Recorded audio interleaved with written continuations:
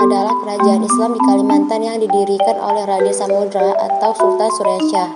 Kerajaan Banjar berdiri pada abad ke-16 hingga abad ke-20, lebih tepatnya dari tahun 1502 hingga 1905. Selama hampir 4 abad berdiri, kesultanan ini mengalami beberapa kali perpindahan ibu kota pemerintah, hingga yang terakhir di Kayu Tangi atau sekarang dikenal sebagai Martapura, Kalimantan Selatan.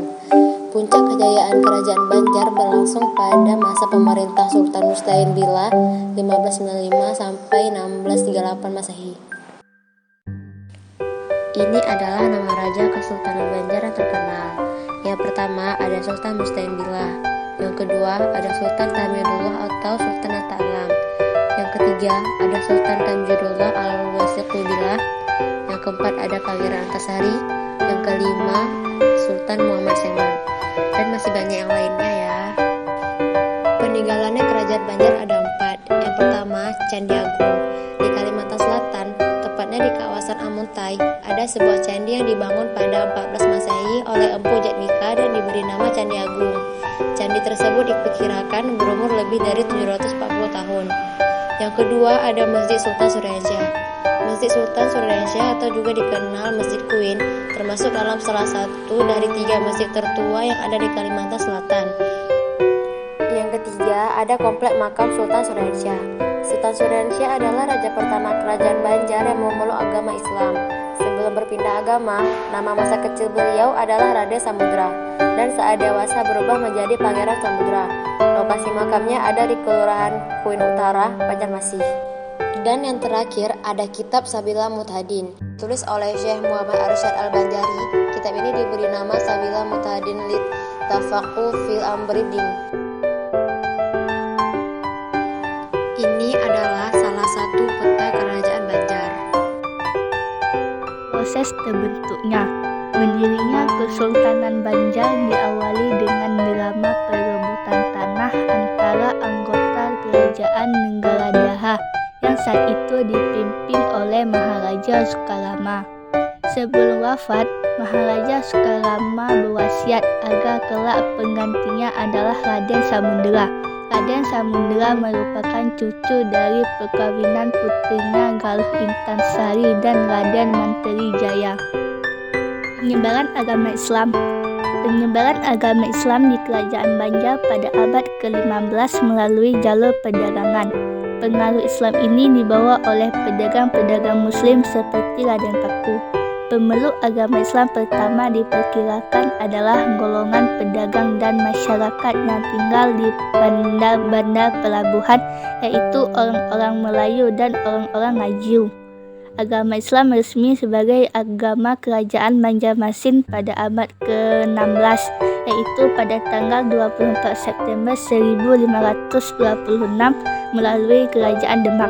Penerimaan agama ini terjadi pada masa pemerintahan Pangeran Samudra yang kemudian bergelar Sultan Suryansyah. Proses perkembangan ekonomi, pendidikan, dan pemerintahan.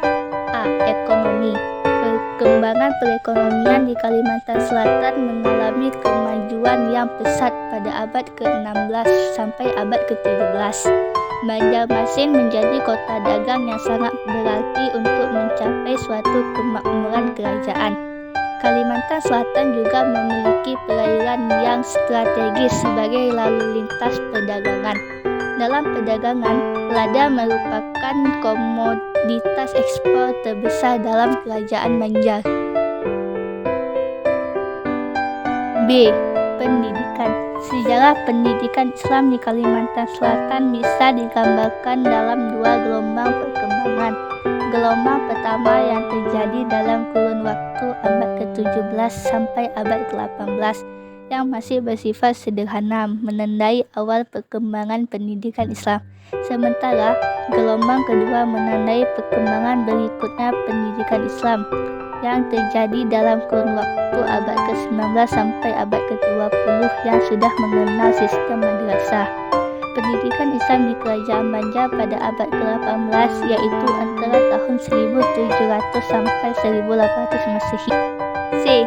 Pemerintahan. Sistem pemerintahan Kerajaan Banjar masih mengikuti Nenggala Daha. di mana jabatan raja diturunkan kepada golongan putus atau keturunan raja.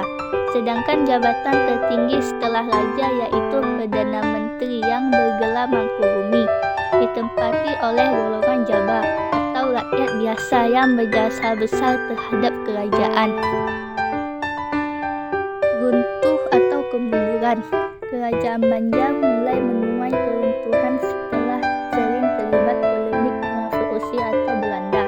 Tanggal 11 Juni 1860, Kesultanan Banjar dihapuskan dan digantikan dengan Komisi Kerajaan di bawah pengawasan Belanda. Kendati begitu, pemerintahan Kerajaan Banjar baru benar-benar berakhir pada 24 Januari 1905. Wilayah Kerajaan Banjar yang meliputi banyak daerah di Kalimantan Selatan dan Kalimantan Tengah dibagi menjadi beberapa kerajaan kecil.